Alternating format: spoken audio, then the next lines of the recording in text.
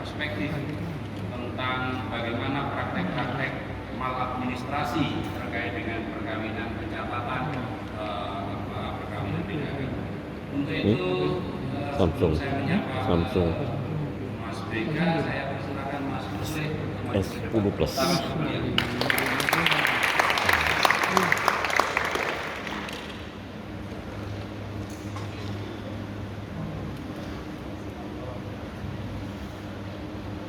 Oke, Bapak Ibu yang saya hormati, saya tidak akan panjang memberi pengantar karena Mas BK juga waktunya sangat terbatas. Jadi kurang lebih seperti ini. Mas BK bisa memonitor suara kami ya? Halo Mas BK. Recording in progress. Oke, ya bisa memonitor suara kami ya Mas BK ya? Ya, bisa Mas.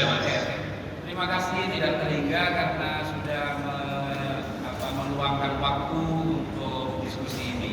Nah, sekedar sebagai pengantar kurang lebih begini Mas BK.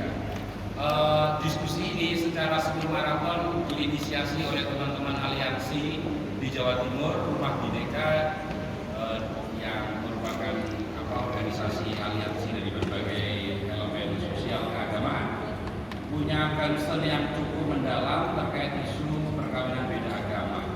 Nah, setelah diskusi digelar sekian lama, semakin terang bahwa ini beririsan dengan isu hak asasi manusia.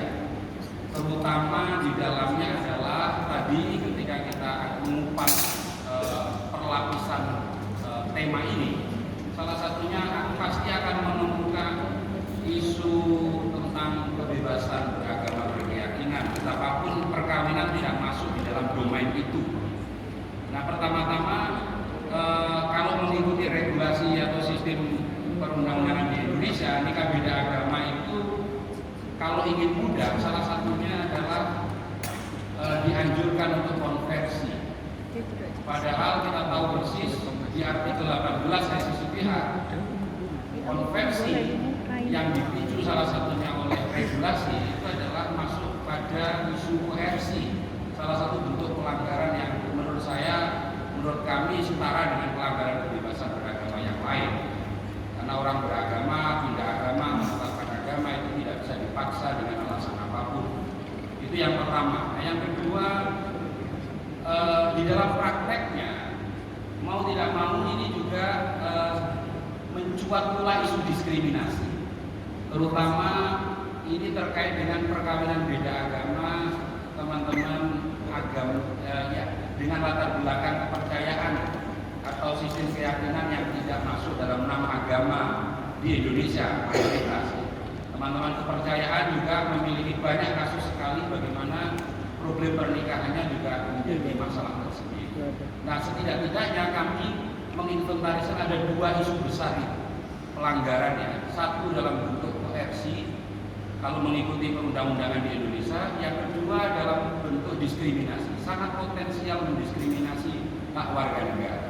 Nah, kami ingin setidak-tidaknya mendapatkan perspektif yang memadai dari Komisi Nasional Hak Asasi Manusia tentang bagaimana celah yang mungkin kita mainkan agar kedua problem itu bisa kita eliminasi. Tidak ada lagi koersi, tidak ada lagi diskriminasi atas nama perkawinan beda agama. Saya kira itu sebagai pengantar karena Mas BK juga waktunya hanya 1 jam kurang mungkin, maka kami persilakan kurang lebih 20 menit paparan awal dan mungkin nanti audiens akan melakukan refleksi lebih jauh. Monggo Mas BK, 20 menit Mas. Ya, terima kasih Mas Ali. Itu kenapa kemudian saya hanya 1 jam, karena tadi saya hanya menegaskan apa yang tadi disampaikan Mas Ali. Jadi saya hafal Mas. Kenapa? Saya hafal. Tidak masalah. Kita ketemu lagi. Oke. Ya, ini makanya saya hanya 1 jam. Jadinya karena hanya menegaskan apa yang tadi disampaikan Mas Ahol di depan. Saya kira Mas Ahol bisa jadi komisioner Komnas HAM. Plak. Jadi membuka yang sudah sangat substantif sebenarnya. Tapi saya akan menambahkan apa yang disampaikan Mas Akol di depan. Ya, terima kasih Bapak Ibu. Saya tidak tahu apakah memang ada ibunya karena di layar saya hanya kelihatan bapak-bapaknya saja. Oh ya ada. Ternyata ada bapaknya. Ya, terima kasih Bapak Ibu semua atas kesempatan yang diberikan. Ini Yuska beberapa waktu yang lalu memang meminta waktu saya untuk diskusi lah, sharing bagaimana perspektif hak asasi manusia dalam persoalan pernikahan beda agama. Ada 5 pertanyaan yang kira-kira disampaikan ke saya kemudian direspon. Karena saya coba untuk menjawab satu persatu lah ya, dengan tentu saja dengan perspektif hak asasi manusia. Yang pertama adalah bagaimana kemudian persoalan yang mendasar dalam yang terjadi dalam perkawinan beda agama di Indonesia. Jadi tadi sudah disampaikan Mas Akol. Jadi persoalan yang mendasar yang terjadi dalam perkawinan beda agama di Indonesia adalah memang tidak adanya hukum yang mengatur. Artinya atau kemudian kekosongan hukum dalam pengaturan pernikahan atau perkawinan beda agama, sehingga membuat pelaksanaan perkawinan beda agama tersebut menjadi sulit, bahkan kemudian kalau pakai bahasa ya tidak mungkin. Di satu sisi pasangan beda agama mendapatkan kesulitan dalam pelaksanaan perkawinan tersebut, sehingga salah satu solusinya dan tadi Mas Akol juga saya sampaikan adalah konversi, menundukkan diri ke salah satu agama pasangannya, kira-kira kalau pakai bahasa yang agak keren sedikit gitu. Di sisi yang lain memang negara menjamin kebebasan beragama dan berkeyakinan sebagai hak asasi manusia. Tetapi jika kemudian ada pembatasan, ada kemudian undang-undang yang membatasi atau bahkan melarang, maka sebenarnya juga secara tidak langsung, secara langsung negara telah mengintervensi kebebasan beragama berkeyakinan warga negara yang kalau kita pakai terma hak asasi manusia, kebebasan beragama berkeyakinan itu adalah hak yang tidak dapat dibatasi atau non-derogable rights, atau juga dan juga ini juga tidak dijamin dalam pasal 28 I Undang-Undang Dasar 1945. Itu yang pertama ketika merespon pertanyaannya disampaikan ke saya pertama soal persoalan mendasar. Yang kedua, jawaban yang kedua dari pertanyaan pertama adalah juga undang-undang perkawinan, Undang-Undang 1 tahun 74 gitu. Hingga saat ini juga tidak memberikan ketegasan sebenarnya dan kejelasan terkait pengaturan terhadap dua agama yang ingin atau dua orang dengan agama yang berbeda yang ingin melakukan perkawinan. Undang-undang perkawinan hanya memberikan bagi hukum dan agama kepercayaan dalam menafsirkan sah atau tidaknya suatu perkawinan. Dan memang ini kan juga jadi pengetahuan umum bahwa undang-undang sebenarnya negara hanya mencatatkan pernikahan yang ada sah atau tidaknya didasarkan pada hukum masing-masing atau agama masing-masing orang yang melangsungkan pernikahan tersebut. Tetapi juga tidak memberikan pengaturan yang jelas gitu, apabila perkawinan tersebut dalam konteks keyakinan dan agama yang berbeda. Kalau misalnya kita bicara soal agama, mungkin ya misalnya Islam menikahkan dengan Katolik, Katolik menikah dengan Kristen dan lain sebagainya, mungkin dalam beberapa hal tingkat kesulitannya lebih mudah dibandingkan dengan mereka yang menganut agama lokal. Saya senang sekali mengistilahkan pakai agama lokal dibandingkan dengan menghayat, karena saya ingin mencoba setarakan gitu bahwa yang namanya yang dikenal umum sebagai penghayat kepercayaan itu tidak agama itu di situ. Jadi dalam undang-undang perkawinan ini tidak ada pengaturan yang jelas soal itu. Misalnya begini, misalnya di pasal 2 Undang-Undang ayat 1 Undang-Undang Perkawinan menyatakan bahwa perkawinan adalah sah apabila dilakukan menurut hukum masing-masing agama dan kepercayaannya. Lalu lebih lanjut dalam ketentuan pasal 8 huruf F Undang-Undang Perkawinan menyatakan bahwa perkawinan dilarang antara dua orang yang di huruf F-nya kemudian mempunyai hubungan yang oleh agamanya atau peraturan lain yang berlaku dilarang menikah atau dilarang kawin. Nah, ini juga pasal tersebut multitafsir, karena apa dapat diartikan juga jika tidak atau dibolehkan oleh agama atau kepercayaan, maka seharusnya negara juga tidak melarang atau membatasi karena substansinya ada pada forum interno agama atau kepercayaan itu yang itu. Kemudian juga gini, kalau di hak asasi manusia dilindungi oleh hukum HAM internasional. Pasal 2 ayat 2 Undang-Undang Perkawinan menyatakan bahwa tiap-tiap perkawinan dicatat menurut peraturan perundang-undangan yang berlaku. Pada prakteknya terjadi banyak masalah, bahkan kadang pencatatan ini disetujui, kadang tidak. Mungkin nanti teman-teman ombudsman yang ngomong soal pencatatan ini bisa sharing lebih banyak. Dan adanya perkawinan beda agama juga menimbulkan beberapa akibat hukum. Antara lain dari aspek yuridis soal keabsahannya, pencatatan pernikahan atau perkawinan campuran, status anak dalam perkawinan beda agama dan lain sebagainya. Saya kira teman-teman yang ada di ruangan ini, di forum ini sangat banyak pengalamannya menjumpai kasus-kasus yang lebih kaya dari apa yang saya sampaikan. Begitu pula dengan perceraian yang terjadi, misalnya akibat masalah-masalah perbedaan pendapat, keyakinan dalam rumah tangga beda agama seperti harta benda, warisan yang terjadi akibat perkawinan beda agama, atau kemudian tidak bisa diterima oleh ahli waris akibat tadi hubungan tersebut. Jadi pada dasarnya memang hukum perkawinan dianggap adalah hukum perdata, namun di Indonesia sangat kental pengaruhnya dari hukum Islam, sehingga seringkali masalah-masalah terkait perkawinan beserta akibatnya, beserta akibat hukumnya mengacu pada hukum Islam itu yang ada realitas kita yang pada saat ini. Bahkan kalau kita mencermati dalam diskusi atau perkembangan diskusi KUHP yang sekarang ini yang mau dinisbatkan mengganti KUHP peninggalan Belanda, kan lebih banyak lagi kemudian soal perspektif hukum Islam yang ada di KUHP.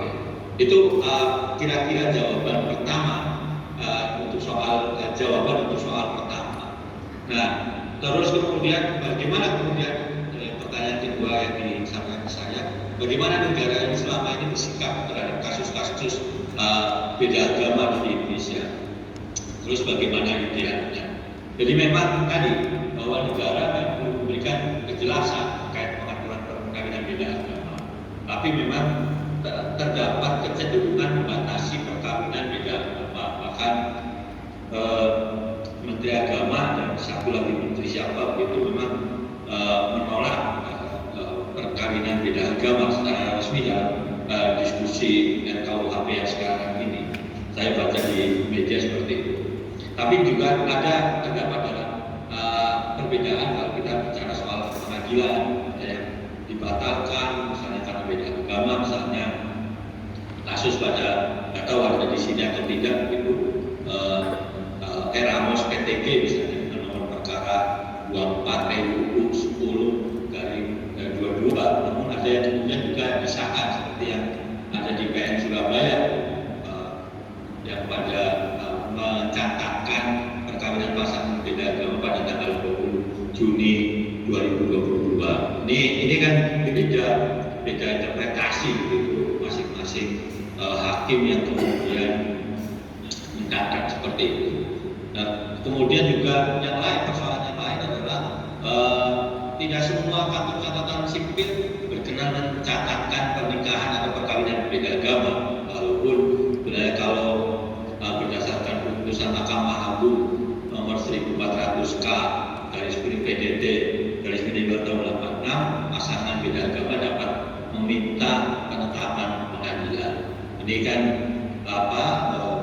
Ya jangankan pernikahan beda agama, kadang-kadang nyadar kantor catatan sipil banyak sekali masalahnya. Jadi mereka tidak memiliki perspektif hak asasi manusia soal bagaimana kemudian melihat satu persoalan yang ada. Nah, solusi yang ditawarkan negara terhadap perkawinan beda agama ya kemudian ada yang memang melangsungkan pernikahan atau perkawinan di luar negeri yang merupakan kalau bahasa kami ya kayak dalam tanda kutip begitu penyelundupan hukum. Jadi dalam konotasi yang inilah yang netral tapi istilahnya mungkin agak negatif gitu. Dalam hal ini kemudian kayaknya negara kayak mengarahkan rakyatnya untuk menggunakan celah hukum, tidak patuh kepada hukum atau disobedience. Ini kan seperti itu banyak kasus lah ya, catatan pergi luar negeri menikah terus kemudian balik lagi ke Indonesia dengan status yang baru. Terus kemudian tadi seperti yang Mas Ahok sampaikan menganjurkan salah satu mempelai pasangannya untuk pindah agama mengikuti pasangannya yang kemudian ya dapat juga diartikan bohong gitu kan, tapi ini kan urusan pribadi untuk dapat melangsungkan perkawinan. Kemudian ada juga meminta penetapan hakim pengadilan sesuai dengan regulating of the Dominican. Namun juga Mahkamah Agung pada tahun 2019 telah mengeluarkan fatwa yang bersifat mengikat bagi seluruh pengadilan di bawahnya bahwa perkawinan beda agama tidak diakui oleh negara, sehingga sampai saat itu ini problemnya itu. cara untuk melangsungkan perkawinan beda agama itu solusi-solusi yang disampaikan oleh negara, tapi artinya bukan solusi ya, lebih kepada sikap-sikap negara.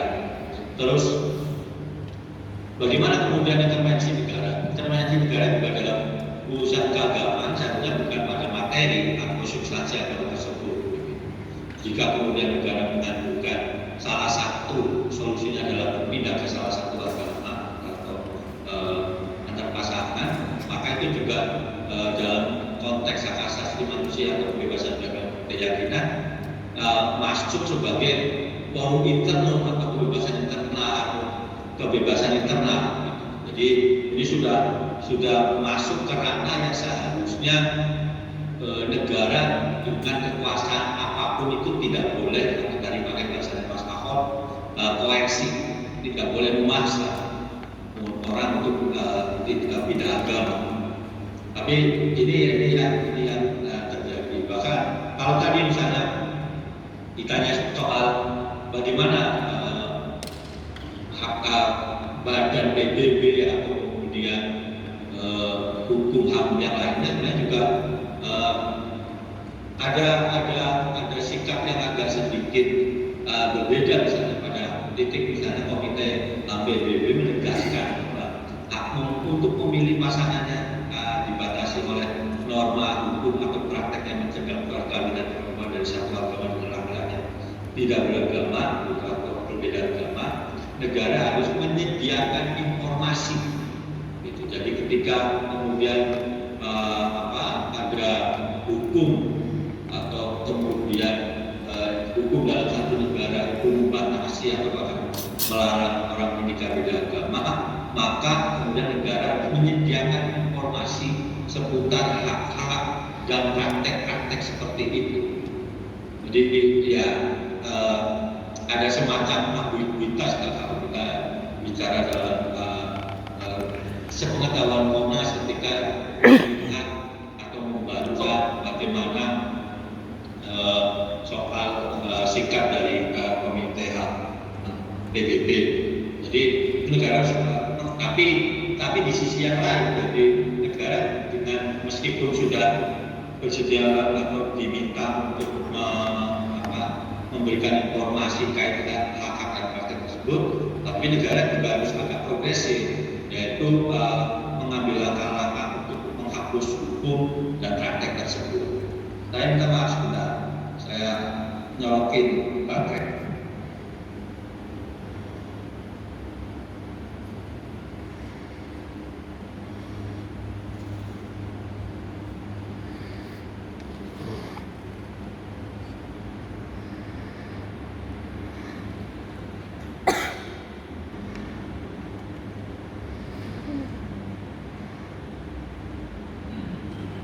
Mute, mute, mute. Gak ada suara. Masih mute itu mas. Unmute dulu. Ya, siap. Terima kasih. Nah, bagaimana kemudian idealnya kita bersikap dalam persoalan perkawinan beda agama ini? Ini khusus misalnya ditujukan pada Komnas HAM. Nah, begini, hak untuk berkawin dan atau membentuk keluarga, menikah dan keluarga adalah bagian dari hak asasi manusia. Berbagai komentar umum Komite HPBB maupun putusan-putusan Komite HPBB ketika memeriksa kasus-kasus perselisihan antar warga negara dengan negara dalam anggota yang terkait perkawinan menyatakan tidak boleh ada keraguan untuk membolehkan perkawinan beda agama di dalam berbagai kasus negara-negara tersebut. Jadi ini persoalan misalnya hak untuk meneruskan keturunan, terus kemudian hak untuk diri luar privatnya, hak untuk menikah dan lain sebagainya. Pada titik tertentu kemudian negara tidak boleh ada keraguan untuk membolehkan. Selain kemudian juga kuliah misalnya pasal 16 ayat 1 HAM menyatakan laki-laki dan perempuan yang sudah dewasa dengan tidak dibatasi kebangsaan, kewarganegaraan atau agama berhak untuk melaksanakan perkawinan dan untuk membentuk keluarga.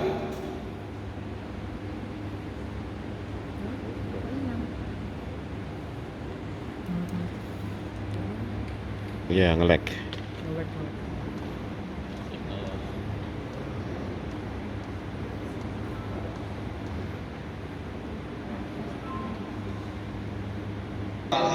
Memberikan Undang-Undang 39 tahun 99 memberikan jaminan perlindungan atas hak asasi manusia tanpa melakukan diskriminasi.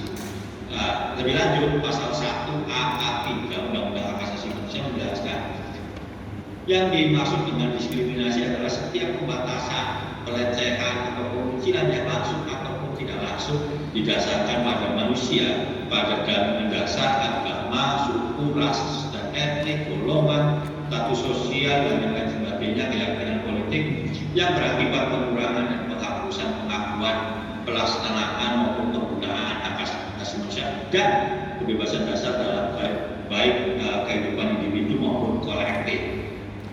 Terus di pasal 10 ayat 2 menggunakan juga secara tegas menyatakan bahwa perkawinan yang sah hanya dapat dilakukan atas kehendak bebas dari kedua pihak.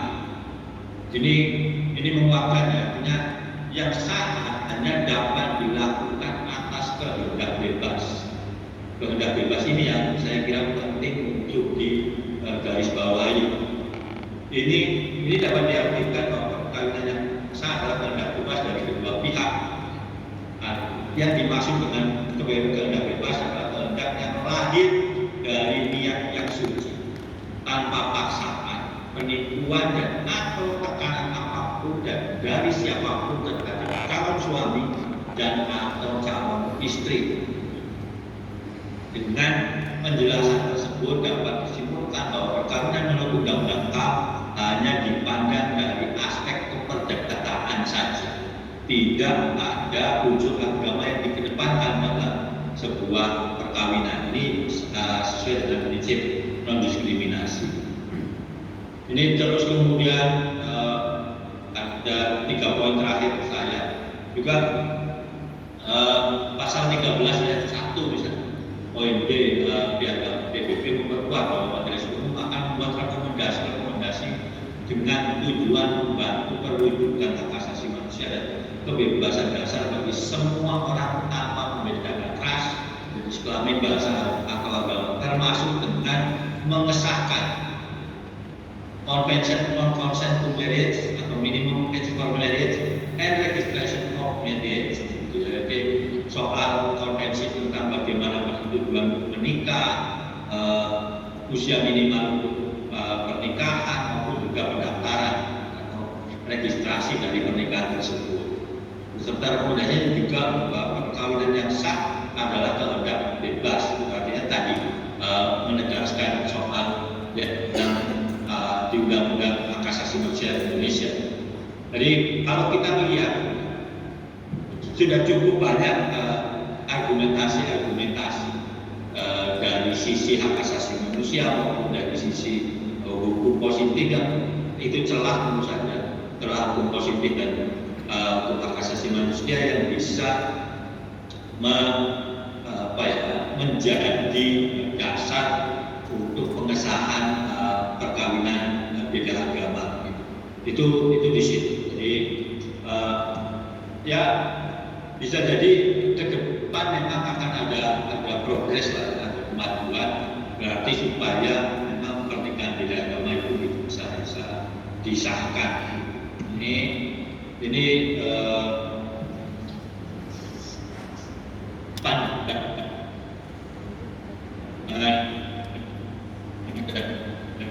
Waduh. Nah, itu juga teman-teman di sini bisa memahami lebih lanjut ketentuan dan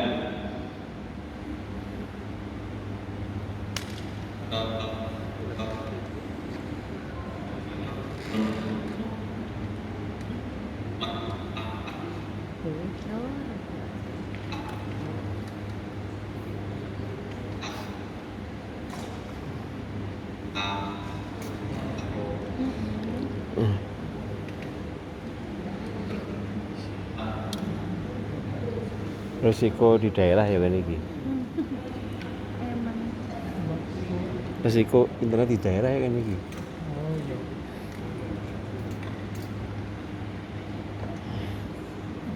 Masih sempat terputus.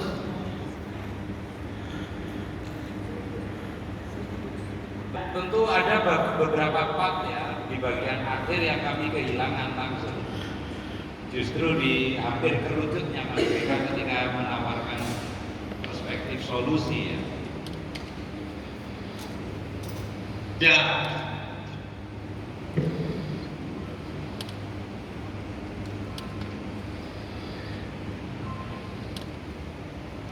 halo.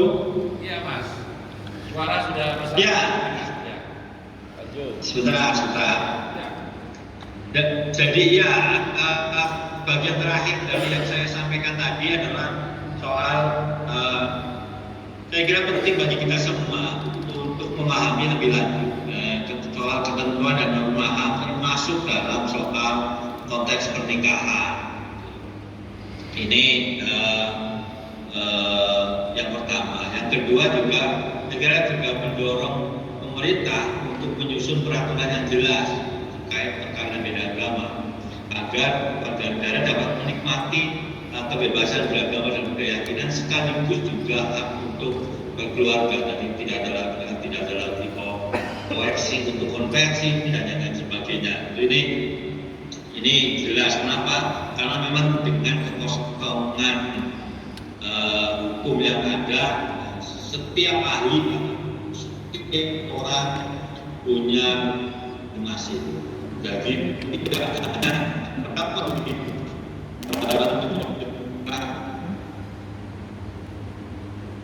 Nggak usah video dah.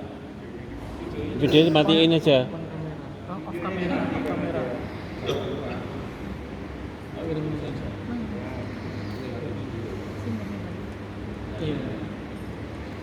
Mas, Akol, saya Iya Mas.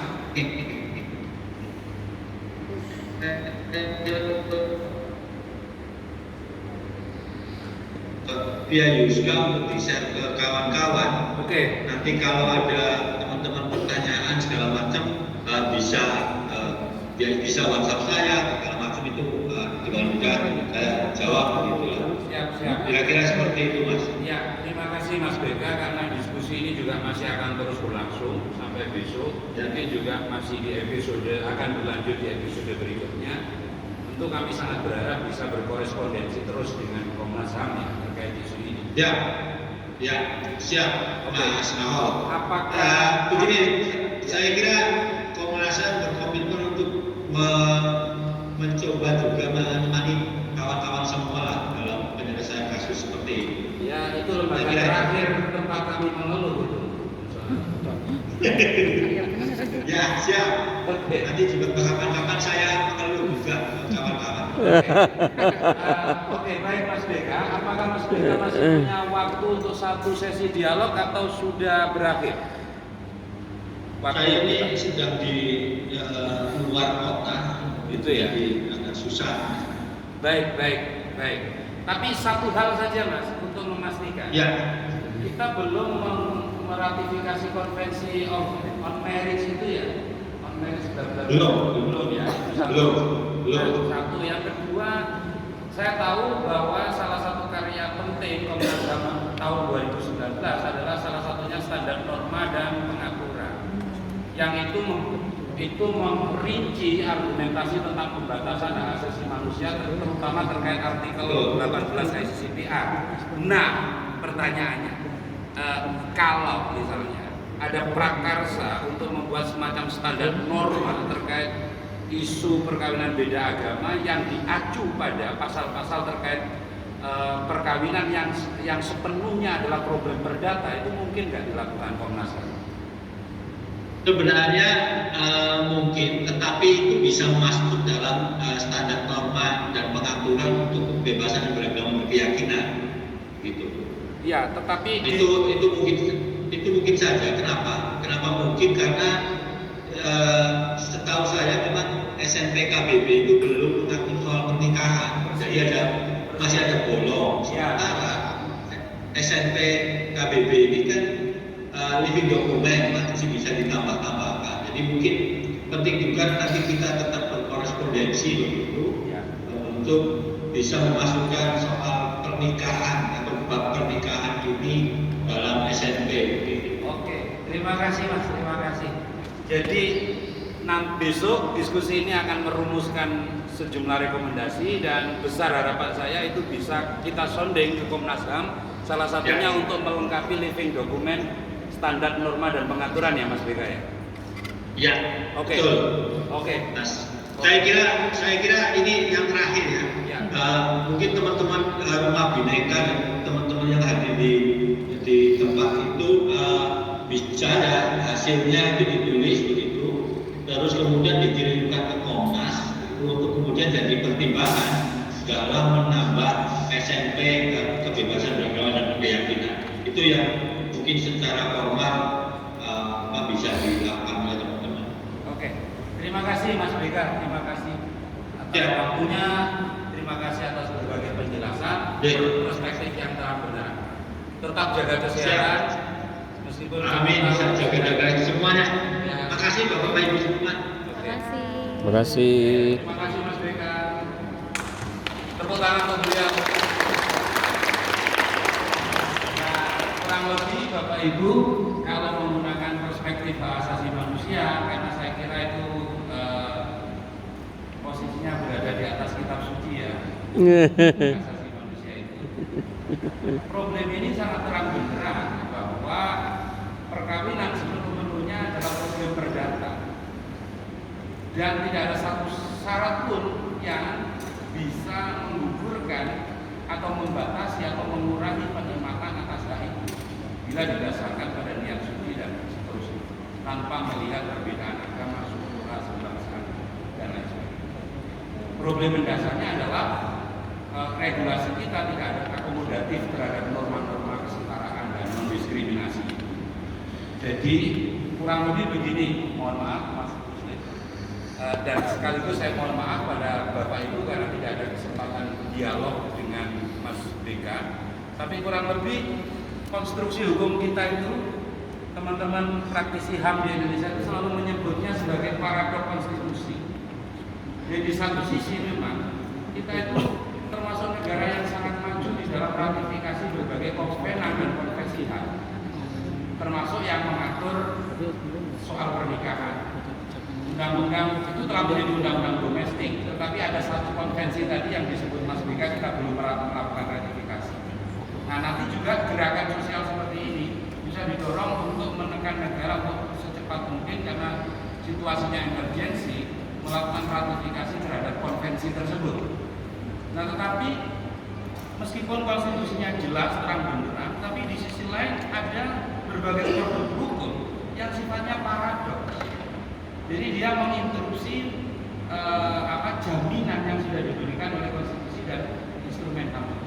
dalam bentuk regulasi ya. Tapi ini digagalkan, digugurkan oleh produk hukum yang lain. Nah, paradoks konstitusional seperti inilah yang di ranah hukum dan perundang-undangan itu ikut mewarnai dinamika atau isu perkawinan beda agama, sehingga menghasilkan kerumitan seperti yang kita diskusikan hari ini. Nah, baiklah, karena mengapa saya suka sekali merepresentasikan obrolan ini dengan perspektif HAM, karena perspektif HAM itu mempunyai acuan yang sangat jelas, terang benderang bagaimana membedakan agama dan urusan-urusan perdata atau budaya. Nah, tetapi kita tidak mungkin menyangkal kenyataan bahwa praktek hukum di Indonesia dipenuhi paradoks seperti ini. Ya. Undang-undang perkawinan betapapun di dalamnya mengatur klausul tentang perkawinan, ya, tetapi tidak memberi ruang. Itu yang disebut tadi sebagai kekosongan hukum. Nah, lalu pelaksanaan perkawinan beda agama itu sepenuhnya didasarkan pada tafsir para aparatur negara, terutama dalam konteks ini adalah yang berada di garda depan layanan, admindo, mungkin pengadilan dan lain sebagainya. Nah, di banyak tempat itu tafsir aparatur negara itu yang menjadi yang dominan, paling dominan. Nah, kalau ini tafsir maka dekat sekali dengan isu maladministrasi. Jadi kalau tadi kita merujuk pada diskusi sebelumnya, ya, salah satunya disampaikan oleh Mas Aan Ansori itu ada 7 opsi. Nah, salah satu opsi yang mudah itu adalah melakukan perkawinan itu dengan agama masing-masing calon pasangan, baik laki-laki atau perempuan, dan kemudian dicatatkan ke admin. Tapi karena berbagai perkembangan wacana ini lalu memantik kebijakan baru, lalu admin juga menyangkal tidak mau memberikan pencatatan kecuali dengan penetapan pengadilan. Nah, pertanyaannya, kalau alur hukum seperti yang bisa kita rujuk pada undang-undang perkawinan dan turunannya tadi itu membenarkan atau memberi opsi bagi individu masyarakat atau pasangan yang ingin melakukan perkawinan beda agama, sementara di berbagai daerah Adminduk menolak melakukan pencatatan, apakah itu bisa dikategorikan sebagai maladministrasi? Itu pertama. Nah, yang kedua, apa yang bisa dilakukan oleh lembaga negara yang paling bertanggung jawab di dalam memantau praktek-praktek penyimpangan administrasi seperti Ombudsman ini di dalam upaya mendorong praktek-praktek yang lebih adil di dalam isu perkawinan beda agama. Saya persilakan sepenuhnya kepada Mas Ruslik, waktu mungkin 20-an menit seperti Mas Bika tadi. Tepuk tangan untuk beliau. Terima kasih. Mungkin pertama perkenalan dulu ya. Nama saya Ruslik, saya dari perwakilan Jawa Timur di Ombudsman. Jadi di Ombudsman itu tadi ada yang banyak Ombudsman itu apa? Ingin saya jelaskan. Jadi Ombudsman ini adalah lembaga negara yang bertugas untuk mengawasi pelayanan publik apapun. Tapi posisinya adalah eksternal. Di eksternal dalam Undang-Undang 25/2009 tentang pelayanan publik itu dijelaskan bahwa masyarakat atau pelapor tadi boleh lapor ke Ombudsman ketika dia sudah melapor ke pengawas internalnya di lingkungannya, di dinasnya atau di apanya itu, tapi tidak dapat respon dalam waktu tertentu, dalam hal ini 14 hari. Apabila dalam 14 hari tadi tidak mendapatkan respon, maka masyarakat boleh lapor ke Ombudsman. Gitu. Jadi tadi kita berdiskusi panjang terkait pernikahan beda agama ya. Jadi kita beberapa peraturan ya sudah di peraturan undang-undang pernikahan. Di situ sebetulnya kalau dibaca secara eksplisit itu dibolehkan dengan masing-masing agama ada di situ bahasanya. memang tidak dibolehkan untuk menggunakan salah satu agama ya. Ini kan apa namanya? Kalau menurut kami pribadi, pernikahan beda agama ini adalah hak masing-masing individu seperti yang disampaikan Pak Fika tadi. Nah, negara seharusnya apa namanya? Bukan menghalangi itu, tapi memberi ruang. Di undang-undang tadi ada yang membolehkan dan kemudian ada yang kontradiktif. Ada peraturan yang tadi yang disampaikan di 2019 bahwa pernikahan beda agama tidak sah di negara hukum. Mereka kontradiktif dengan peraturan di atasnya. Nah, bagi ombudsman sendiri, maladministrasi itu adalah kegiatan-kegiatan atau praktik-praktik di luar ketentuan standar prosedur yang dimiliki oleh sebuah lembaga.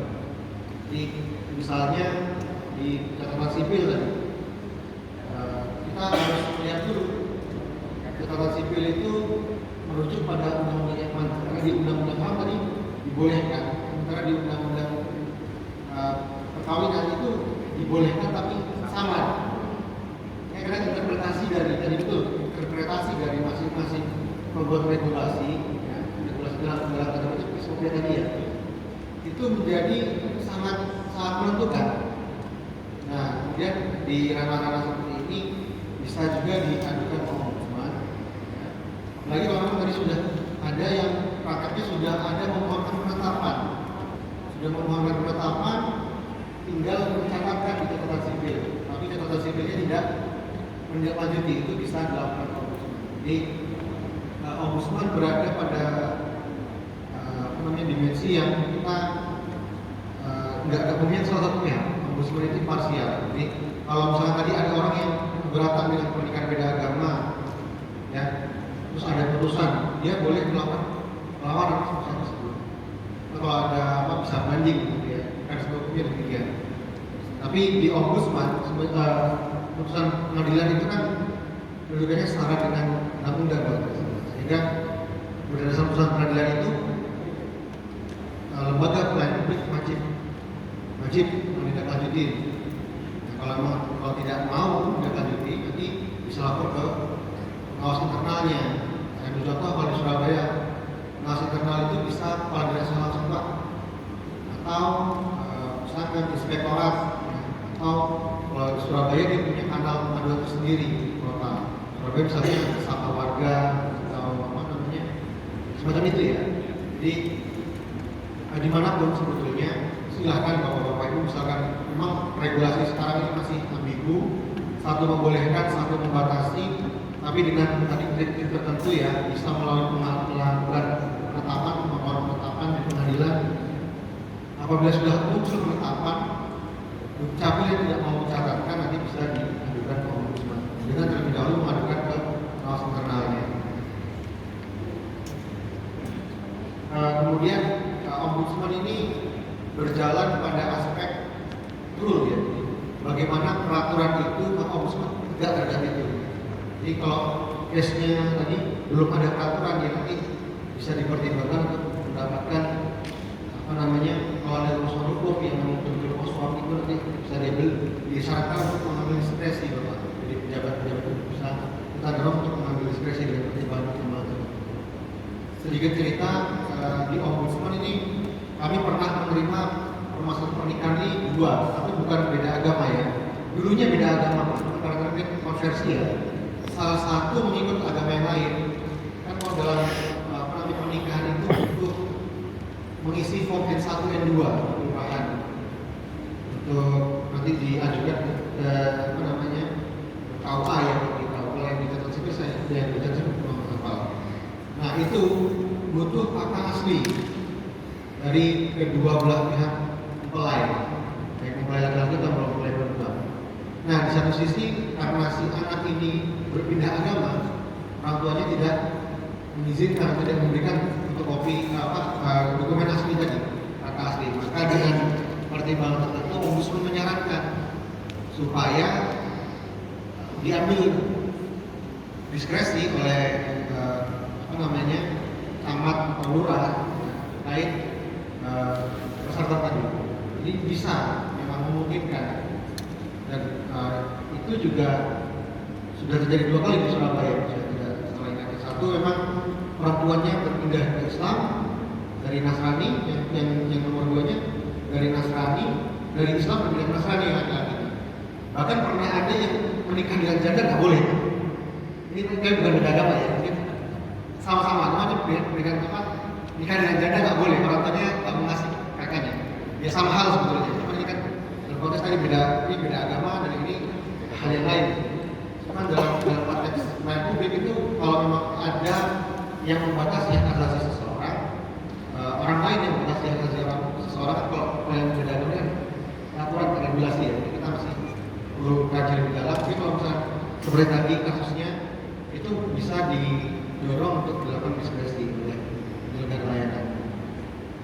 Nah, mungkin karena memang tadi juga beberapa hakim itu kan punya perspektif sendiri terhadap apa namanya peraturan-peraturan ya, ada peraturan karena ada regulasi hukum Islam, ada peraturan pernikahan, jadi peraturan HAM juga yang memang kadang satu dan lain itu bertabrakan.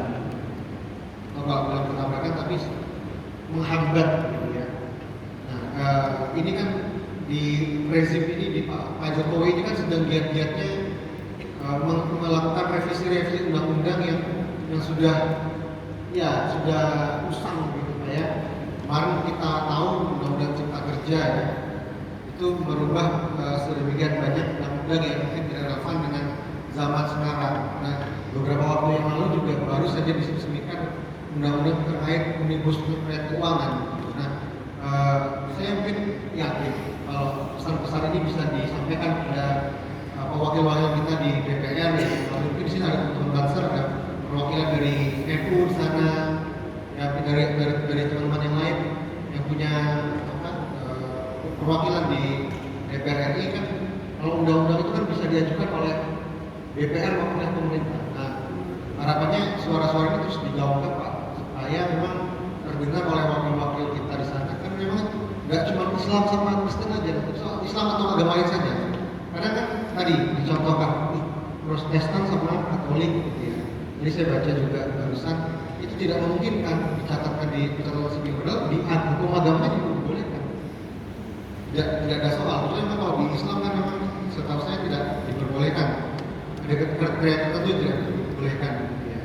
Tapi kan di agama lain misalkan di agama Konghucu dan Buddha tidak masalah. Nah, kenapa negara harus membatasi itu? Nah, jalannya memang dengan melakukan perubahan peraturan atau regulasinya. Jadi melalui perubahan undang-undang atau melalui judicial review. Tapi kayaknya judicial review sudah bolak-balik ini ditolak terus. Mungkin nanti bisa lewat peraturan perundang-undangan. Jadi pada intinya Ombudsman sebagai pengawal pelayanan publik di Republik ini sepanjang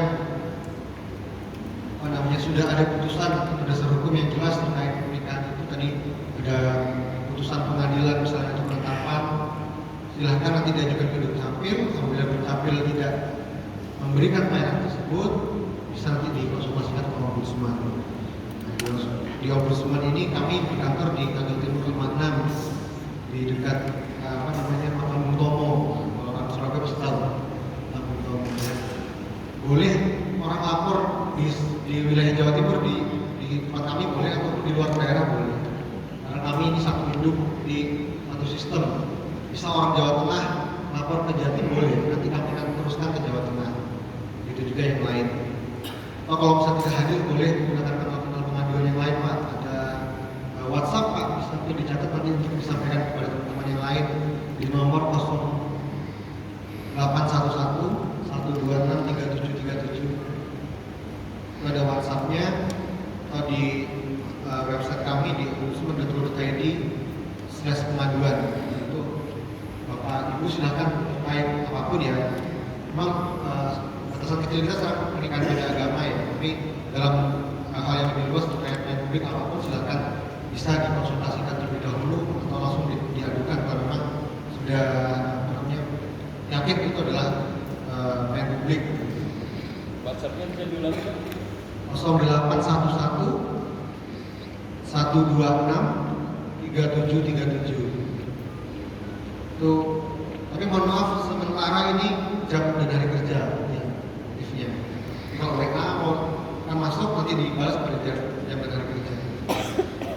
Atau kalau yang pakai M3 boleh juga dicatat 0815 150 15.000. Ini yang intinya Pak. Ini yang tanggal relatif kalau mau masuk ke pusat di 137. Di apa namanya? Kami menyediakan layanan itu yang pertama adalah layanan konsultasi dulu. Jadi belum tentu permasalahan yang disampaikan itu adalah tentang ombudsman, sehingga apa namanya ombudsman akan mengarahkan dulu. Sebenarnya ombudsman ini kalau diibaratkan kata itu tong sampah Pak. Kita yang terakhir. Saya tadi dari di Komnas HAM misalnya atau di KPK ya, orang bilang KPK itu lembaga super power bisa menindak ini. Tapi kadang juga KPK menjadi terlapor di ombudsman. Dalam hal kayak misalkan ada orang lapor ada korupsi tapi tidak dilakukan proses sesuai peraturan perundang-undangan, KPK bisa dilaporkan ke ombudsman. Kepolisian juga bisa dilaporkan ke ombudsman. Ya, jadi apa namanya bahkan RT RW juga bisa Pak di Surabaya, karena RT RW di Surabaya dibiayai oleh pemerintah. Jadi apa namanya? Jadi saya garis bawahnya apabila memang pernikahan itu sudah disahkan menurut putusan pengadilan atau menurut penetapan pengadilan, silakan diajukan ke Dukcapil untuk dimohonkan catatan sipilnya ya, pernikahannya. Kalau tidak mau Dukcapilnya nanti lapor dulu ke instansi pengawasan internalnya di instansi tersebut. Dalam tempo tertentu 14 hari kerja tidak ada respon, boleh nanti lapor ke ombudsman. Ini tuh nanti sudah diskusi. Terima kasih Mas penjelasan yang konkret ya, karena saya dalam diskusi ini lalu memetakan dua layer penting problem kita. Satu soal paradoks konstitusi yang saya katakan di awal, mungkin istilahnya bisa diubah, tapi intinya kita punya agenda serius menyelaraskan berbagai produk hukum terkait perkawinan beda agama. Tadi diskusi sebelumnya kita cukup punya perspektif untuk melihat sebelum tahun 60 kayaknya isu perkawinan kita itu semata-mata urusan perdata.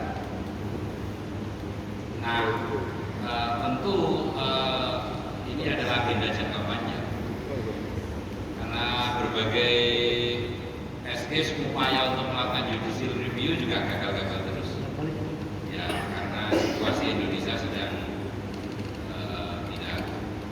tidak menyambut itu. Tetapi tentu sebagai perjuangan ini agenda jangka panjang. Tetapi kan kita tidak bisa menutup mata terkait dengan banyaknya ya, kasus praktek-praktek yang menghalangi, menghambat penikmatan atas hak perkawinan, terutama yang dilakukan beda. Dan karena itu ada di level layanan. Dan karena itu cara penyelesaiannya bisa dengan persis seperti yang disarankan oleh lembaga ombudsman tadi, ya melalui upaya pengawasan, melalui upaya tekanan publik ya, khusus terkait dengan ombudsman kita bisa melakukan langkah-langkah seperti yang disarankan oleh Mas Muslim. Jadi Mas BK tadi adalah memberikan ya, kita cukup perspektif untuk membayangkan bagaimana perjuangan regulasi ke depan, penyelarasan. Nah, sementara Mas Muslim memberikan kita sarana untuk melakukan advokasi case by case. Ini yang agak sama-sama berat sebenarnya. Oke, ini masih jam 9:05. Saya minta kesepakatan kita sampai jam berapa? 9:15.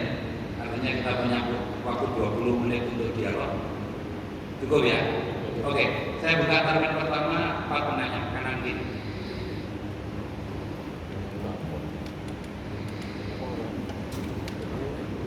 Sudah cukup? Kayaknya gini Mas, kepulangannya nanti ditunda saja. Sehingga kita pindah ke platformnya. Sudah clear ya kayaknya?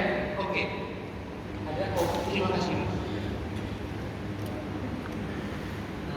Terima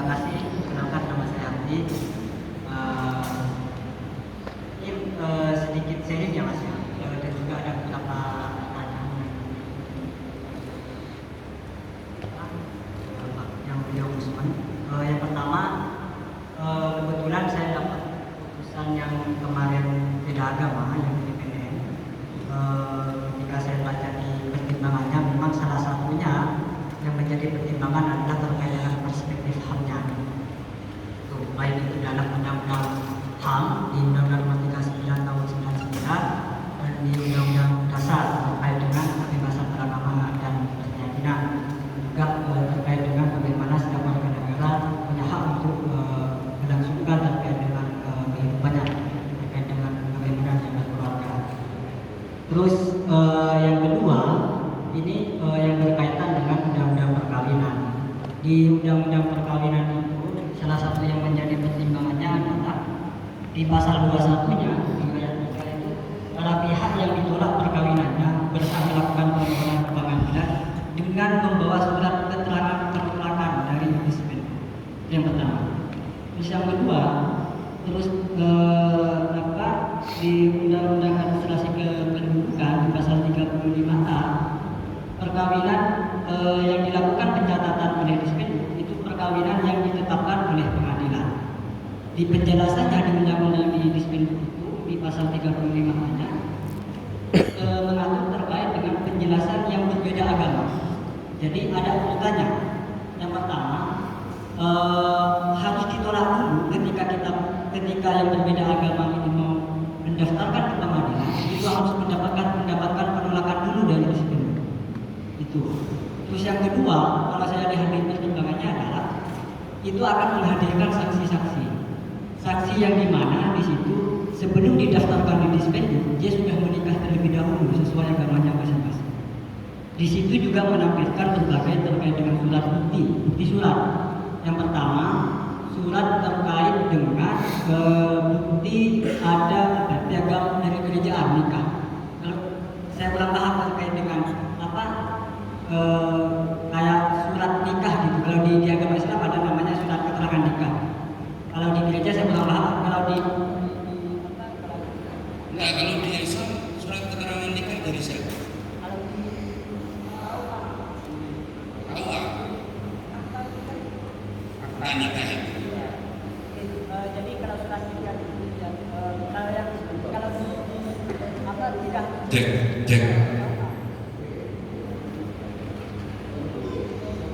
Kalau di surat nikah itu, di keterangan nikah itu, kalau disampaikan di pertimbangan di sini, itu memang nggak disampaikan apakah itu dari KUA ataukah dari surat keterangan dari penghulu yang melangsungkan misalkan kayak Gus Aan tadi.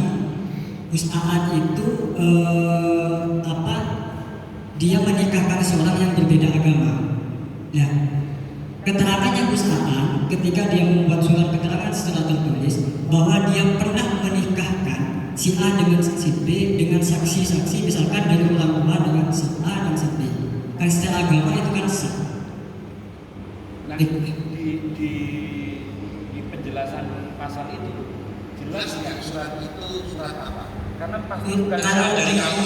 Kalau di bukti suratnya mas, kalau di bukti suratnya itu hanya menyampaikan surat keterangan nikah dengan nomor sekian, itu nggak menyampaikan bahwa itu surat keterangan nikah dari KUA. Kalau yang saya tahu surat keterangan nikah itu, karena banyak sekarang yang beredar sekarang di Surabaya, dia itu bisa menikah siri. Beda ya, menikah siri dengan menikah secara peraturan perundang-undangan. Kalau menurut Islam, kalau menikah secara peraturan perundang-undangan yang sudah diakui oleh negara, ketika dia itu sudah didaftarkan di KUA, baru itu dinyatakan sah oleh negara. Tetapi ketika menikah secara agama, siapapun bisa menikahkan. Misalkan di desa itu bisa kiai yang menikahkan, tidak harus orang KUA. Tetapi itu namanya nikah siri. Baru itu namanya ada nikah sah ketika itu didaftarkan ke KUA. Nah, kalau perspektif saya, karena di sini tidak menyebutkan itu adalah surat keterangan nikah apakah dilakukan oleh KUA, sehingga surat keterangan yang dilakukan surat keterangan nikah yang dilakukan misalkan perusahaan yang melakukan pernikahan itu dan perusahaan menyampaikan terkait dengan bahwa dia sudah menjadi penghulu karena dia juga nanti sebagai saksi apakah benar dia menikahkan seorang si A dengan si B pada tanggal sekian, biasanya di situ. Dalam proses pengadilannya biasanya ada saksi-saksi, baik itu dari saksi dari pihak yang perempuan atau pihak yang laki-laki yang pada saat kejadian peristiwa pernikahan apakah orang tuanya pernah menjadi saksi. Kalau di dalam Islam kan orang tua harus wajib menjadi saksi. Nah pada saat itu kalau dilihat di pertimbangannya orang tua pada saat itu menjadi saksi. Itu, nah itu yang menjadi pertimbangan mengapa itu dikabulkan. Nah, di pencatatan di Undang-Undang Administrasi Kependudukan di situ bisa dicatatkan ketika ada proses pengadilan agama, ketika itu meskipun itu berbeda agama, itu di penjelasannya ada di Undang-Undang Administrasi Kependudukan di paling bawah di pasal 35A di dalam penjelasannya di sana. Nah, pertanyaan saya gini Mas, karena prosesnya itu harus ada penolakan terlebih dahulu dari Dispenduk, khawatirnya ini kan setelah dapat surat keterangan nikah baik itu dari gereja, surat keterangan nikah dari agama Islam, misalkan itu dari penghulu, bukan di KUA ya, otomatis kalau minta surat keterangan nikah dari agama KUA itu otomatis ditolak. Oke. Bisa diakalin bahwa minta surat keterangan nikah kepada penghulunya, nanti dia bisa dihadirkan sebagai saksi untuk menyampaikan bahwa dia benar sudah menikahkan pada saat itu gitu. Nah, yang menjadi pertanyaan adalah bagaimana ketika sebelum, karena ini menjadi prasyarat utama surat penolakan itu yang akan didaftarkan ke pengadilan. Surat penolakan dari Dispenduk itu nanti yang akan didaftarkan ke pengadilan. Nah, khawatirnya pihak Dispenduk itu tidak mau mengeluarkan terkait dengan penolakan yang akan diajukan oleh teman-teman yang menikah agama itu untuk melakukan pencatatan di Dispenduk. Nah, sehingga dalam hal ini makanya saya tanya Ombudsman di sini penting gitu untuk mengawasi, kalaupun seumpama sudah ada proses penetapan pengadilan dan masih tetap tidak dicatatkan oleh Dispenduk, berarti kan sudah melanggar di undang-undang, sudah jelas di sini. Sehingga ketika sudah ada penetapan di pengadilan, karena ini bukan proses gugat menggugat ya kalau di pengadilan, ini permohonan penetapan untuk dicatatkan. Nah, ketika di sini sudah dikeluarkan permohonan penetapan oleh pengadilan dan itu dikabulkan, baru ketika itu pihak Dispenduk itu tidak melakukan pencatatan, itu sudah melanggar ketentuan undang-undang Dispenduk di sini. Tetapi ketika pihak Dispenduk itu sebelum melakukan sebelum melakukan permohonan penetapan, karena itu adalah harus ada surat keterangan dulu dari pihak Dispenduk untuk penolakan itu, dan pihak Dispenduk itu tidak mengeluarkan penolakan itu, surat itu yang akan menjadi dasar nanti kita ke pengadilan. Bagaimana nanti peran Ombudsman ini? Satu lagi pertanyaan sebelum dijawab Mas Muslim. Kalau ada, kalau nggak ada ya cukup. Oh, Mas Aan. Ini sudah ditanyakan oleh Akor, tapi saya belum mendapatkan jawaban yang clear. Ya, terima kasih. Di beberapa tempat itu saya melihat Dispenduk Capil itu rotok gaplai berdua gitu Pak. Jadi kalau Dispenduk Capilnya ini pikirannya itu masih jernih, maka ketika ada orang yang mau mencatatkan perkawinan beda agamanya, syaratnya udah lengkap ini, ya, ada dokumen gereja semua lengkap kan, harusnya kan bisa. Nah, di satu titik itu ada Dispenduk Capil yang langsung bisa membuat, karena memang ia berwenang seperti itu. Tetapi kalau Dispenduk Capilnya ini, ya katakanlah kadar intoleransinya tinggi, dia bisa ngomong, sorry ya, ini kolom agama di KTP-nya nggak sama, maka kami tidak bisa untuk mencatat. Nah, masih ada ketidaksesuaian di sana bisa, di sini tidak bisa. Dan yang ingin aku tanyakan begini, bisakah kita melaporkan ke Komisi Ombudsman manakala Dispenduk Capil ini menolak untuk mencatatkan perkawinan beda agama, padahal syarat-syarat yang ditentukan, ya, itu sudah lengkap. Kita nggak ngomong ke ini dulu loh ya, nggak ngomong ke pengadilan dulu loh ya, kayak gitu, nggak ngomong ke pengadilan dulu seperti itu. Karena di beberapa tempat itu bisa, ada yang nggak bisa, ada yang bisa. Moga-moga bisa dipahami. Oke, terima kasih Mas Abdi dan Mas Ana. Tidak perlu mengulang, langsung aja Mas. Baik, saya dulu ya, kita bercerita. Jadi Dukcapil itu kan dia berdirinya bertanggung jawabnya sama pemerintah daerah level kabupaten kota masing-masing. Dan tiap kabupaten kota itu dia punya standar yang berbeda-beda. Tergantung nanti perdanya itu nyantolnya, dasar hukumnya ngambil yang mana di atasnya. Kan tadi ada undang-undang perkawinan yang membolehkan, tapi semua bahasanya semua gitu. Nah, interpretasi dari masing-masing pembuat peraturan daerah inilah yang menentukan persyaratan di masing-masing Dukcapil di kabupaten kota itu. Jadi makanya timbul ada yang bisa ngasih langsung, ada yang harus butuh penetapan pengadilan terlebih dahulu begitu. Karena tadi interpretasi tiap masing-masing penyusun regulasi itu berbeda-beda. Nah, untuk yang sudah bisa tanpa ada tanpa penetapan, ya alhamdulillah gitu. Tapi kalau ada yang menolak, ya mungkin bisa dikonsultasikan dulu ke Ombudsman. Nanti kita telusuri bersama bagaimana apakah regulasi yang dibuat itu memang benar atau memang karena interpretasinya yang salah, atau karena memang dia aturan hukumnya yang peraturan yang mana sehingga memang harus butuh penetapan pengadilan terlebih dahulu begitu. Itu poinnya.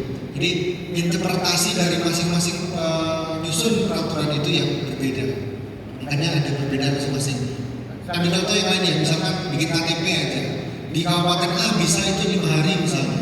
Di Kabupaten B bisa 14 hari Pak, tergantung waktunya itu. Kalau di Ombudsman itu standar waktunya, satu waktu penerbitan ektp itu masing-masing daerah bisa beda. Gitu. Terus yang ke Mas Abdi ya tadi ya.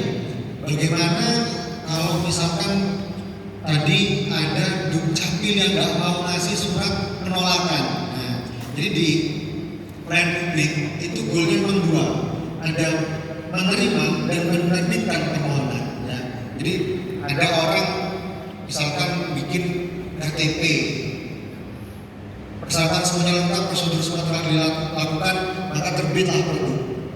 Nah, ada orang mau bikin KTP, persyaratan yang belum lengkap, misalnya anak baru 15 tahun, pasti Dukcapil nggak mau menerbitkan. Nah, seharusnya Dukcapil mengeluarkan surat itu bahwa tidak bisa menerbitkan karena alasan ABC, seharusnya begitu. Jadi ada kejelasan, ada kepastian hukum di masyarakat, baik itu diterima, baik itu ditolak. Seperti juga kalau di kantor pertanahan ya, di kantor pertanahan itu ujungnya ada terbit sertifikat. Nah, kalau misalnya ada sengketa dalam proses itu ada orang mengajukan sengketa, nanti ada surat yang menyatakan bahwa terhadap permohonan ini belum bisa dilanjutin karena ada sengketa yang dilakukan oleh pihak lain gitu. Agar supaya sengketa ini dilakukan diselesaikan terlebih dahulu di ranah peradilan. Ada seperti itu. Jadi pelayanan publik itu supaya ada kepastian hukum, dia harus punya produk yang pasti, baik itu penolakan maupun produk yang diterbitkan karena itu memenuhi persyaratan. Kira-kira begitu. Kalau misalkan tadi nggak mau, bisa dilaporkan ke Ombudsman. Jadi, nah tapi juga saya begini, makanya ya karena saya nggak mencermati secara langsung putusan peradilannya itu, apakah di semua putusan peradilan itu mensyaratkan surat penolakan dari Dukcapil itu? Karena kan kalau setiap namanya putusan penetapan itu kan tergantung orang yang memohon dokumennya, nggak ada saklek gitu ya. Nah cuman apakah itu menjadi syarat utama begitu jadi pertanyaan. Kalau memang itu bukan syarat utama, saya rasa tidak jadi soal. Tapi kalau memang itu menjadi syarat utama ya silakan dimohonkan kepada Dukcapil. Saya minta kalau memang Bapak tidak menerbitkan ini, saya minta surat penolakannya secara resmi. Nah kalau tidak mau nanti bisa dilaporkan ke Ombudsman. Jangan hal seperti itu Mas, saya ambil contoh hal sepele ya. Di Ombudsman itu ada orang berkirim surat ke dinas tertentu atau lembaga tertentu tidak dibalas dalam 14 hari. Berarti orang itu boleh lapor ke Ombudsman. Kenapa surat saya tidak dibalas? Nah, saya ambil contoh di Tulungagung ada orang LSM, dia kerjanya nanyain APBDes dan kita dibalas sama pemerintah desa. Kita sampaikan kepada pemerintah desa, kepada pengampunya di pemerintah kabupaten bahwa setiap surat harus dibalas, walaupun surat itu adalah surat informasi, dan informasi itu informasi dikecualikan menurut undang-undang. Nah, itu adalah informasi bagaimana bahwa terhadap surat saudara kami tidak bisa menerbitkan informasi tersebut karena informasi yang dimohonkan adalah informasi yang bersifat dikecualikan. Nah, begitu juga kadang ada orang yang misalnya sedikit curhat ya di kabupaten A misalnya ada orang mengeluh terkait jalan. Nah, jalan ini kan ada jalan provinsi, jalan kabupaten, jalan nasional. Yang menjadi kewenangan kabupaten pasti jalan kabupaten dong. Ada orang lapor ke pemerintah kabupaten, tapi yang dilaporkan jalan nasional misalnya. Dan pemerintah kabupaten tidak nanggepin, orang boleh lapor ke ombudsman. Nah, pemerintah kabupaten harusnya nanggepin bahwa jalan yang saudara maksud adalah jalan nasional dan bukan menjadi kewenangan pemerintah kabupaten. Gitu. Jadi kan tadi surat penolakan dokumen ya, surat dari jam aja orang boleh lapor ke ombudsman. Kira-kira demikian. Terima kasih Mas Muslim. Kayaknya clear ya, Mas. Alhamdulillah itu ada hal lain. Saya kira cukup ya. Oke. Bentar. Ada hal lain Mas ya. Yang nanya apakah harus ada surat penolakan? Kalau di undang-undang perkawinan di pasal 21 ayat 3-nya itu bunyinya ya, para pihak yang ditolak perkawinannya berhak melakukan permohonan ke pengadilan dengan membawa surat keterangan penolakan dari disebut. Jadi ini menjadi dasar utama ketika melakukan permohonan ke pengadilan.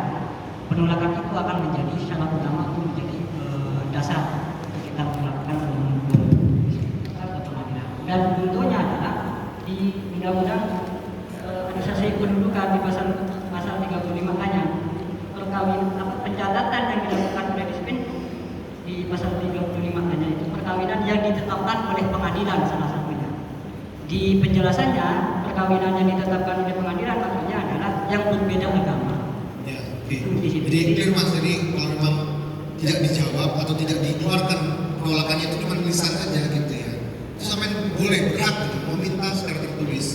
Oke, gitu. Jadi nanti kalau nggak mau memberikan secara tertulis boleh lapor. Ya, siap. Budian, yang terakhir ini ya. Baik, tadi kita sudah dengarkan statement yang diberikan oleh Mas Ham sekaligus Ombudsman dalam ruangan ini, dan kita mencatat bahwa Undang-Undang Nomor 1 Tahun 74 tentang perkawinan itu memang melakukan pelanggaran ya, itu termasuk diskriminasi dan koersi. Tadi sudah secara langsung disampaikan seperti itu. Nah, mungkin kami meminta sejauh mana Komnas HAM sama Ombudsman itu mendorong undang-undang ini untuk bisa kita lakukan judicial review, satu itu. Kemudian yang kedua, dari melihat diskusi kita hari ini saya pribadi mengambil kesimpulan bahwa kita harus menyatukan dulu pandangan dari komunitas-komunitas agama untuk melihat perkawinan beda agama ini seperti apa.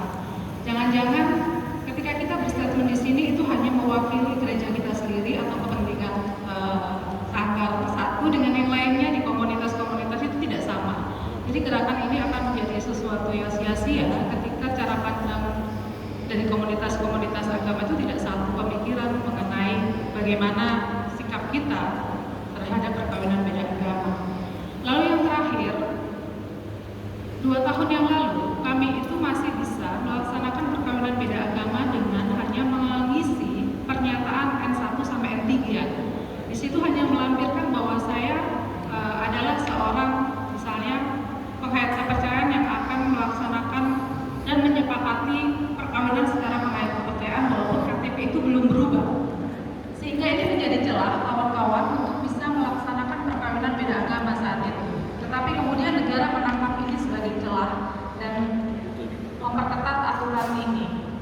Nah, kemudian kalau kita berbicara masalah penetapan pengadilan, saya kira dari penetapan pengadilan yang kita cek ya, sekitar ada 193 data kalau tidak salah, dan itu ada banyak juga yang mendapatkan jurisprudensi bahwa mereka mendapatkan haknya untuk bisa melaksanakan kawin beda agama. Nah, menurut pendapat saya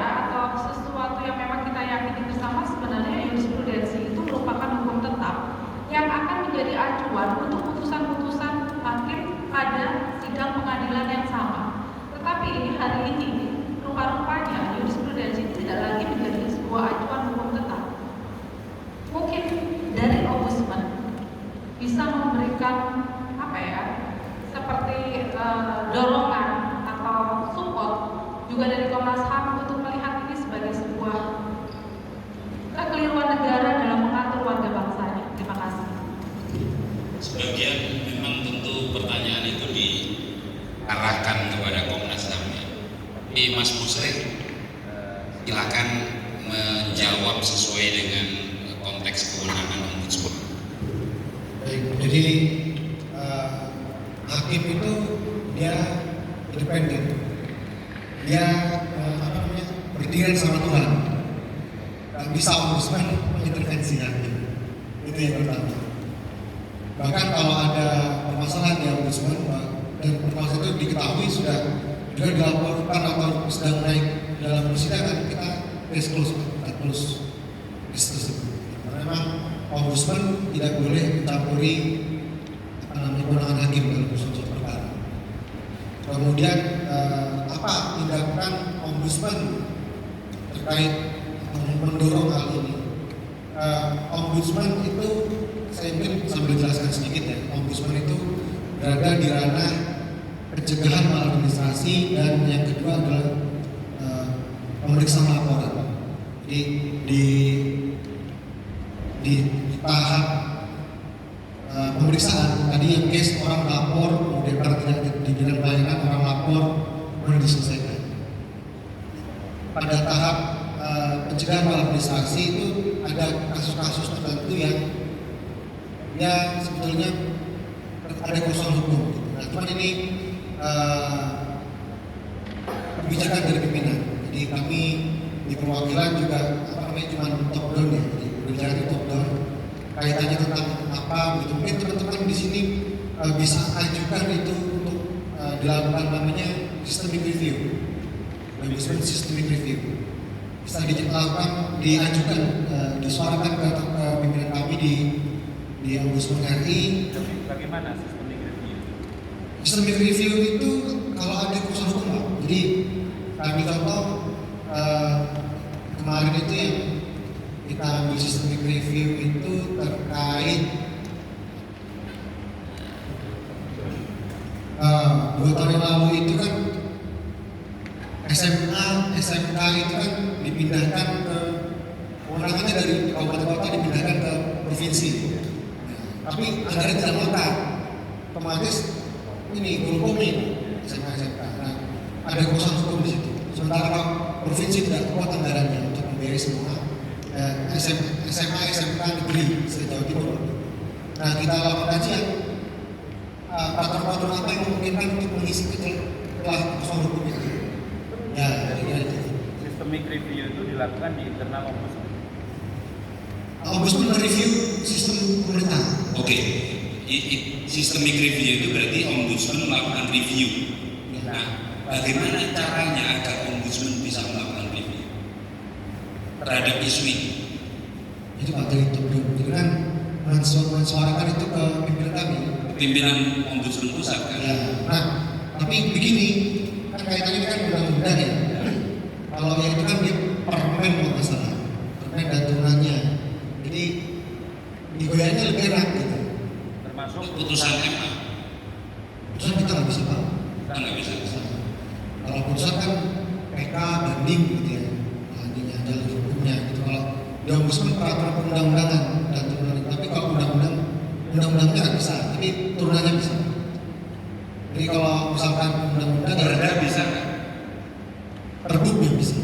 Pergub bisa. Ya, kalau perda itu Berarti di ranah eksekutif, bukan di ranah ya legislatif. ya. Kalau bentuknya peraturan daerah itu kan judicial review 5. Kalau pergubnya karena kan bupati yang membuat dan bupati sendiri bisa berubah tanpa proses apa namanya legislasi ya, itu bisa. Prakteknya demikian. Jadi kalau silakan diajukan, barangkali memang bisa menjadi salah satu ini ya usahanya kita semua untuk menjadikan ini lebih mudah bagi teman-teman untuk menikah beda agama ya silakan. Jadi di pimpinan kami juga banyak kok orang-orang yang concern tentang HAM. Ya, terima kasih Mas. Terima kasih Mas Musrik, terima kasih Bapak Ibu, juga Mas BK yang sudah meninggalkan forum kita. Semakin kesini ya, semakin larut, semakin terang benerang untuk memahami betapa rumitnya Iya, isu pernikahan. iya, betul. Ya, mulek. Spektrumnya begitu luas, ada banyak irisan. Ada jauh diskusi kita tadi, ada problem itu semuanya, hampir semuanya terkait dengan problem regulasi. Mas BK tadi menyarankan pentingnya aliansi ini untuk memahami norma-norma hak asasi manusia sebagai acuan kita bersama untuk merancang suatu platform gerakan yang benar-benar clear di dalam prinsip-prinsip HAM, penerapan prinsip-prinsip HAM.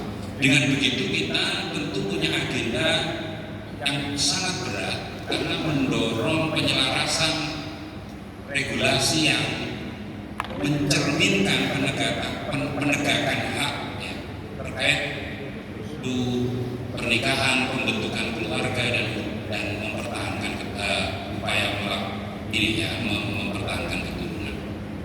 Tetapi karena sejak awal ini banyak penyimpangan terjadi, banyak produk hukum yang menyimpang dari norma-norma perlindungan hak asasi manusia. Karena itu praktek-praktek yang menghambat warga negara untuk penikmatan hak itu menjadi terus-menerus terjadi.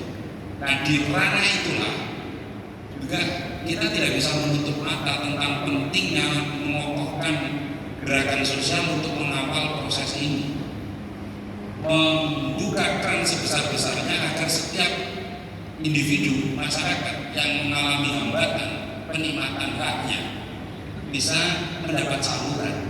Salah satunya adalah melalui ombudsman sejauh itu urusan malpraktek administrasi. Tapi kalau sudah urusan regulasi, sudah bukan lagi wilayah ombudsman. Kurang lebih begitu ya.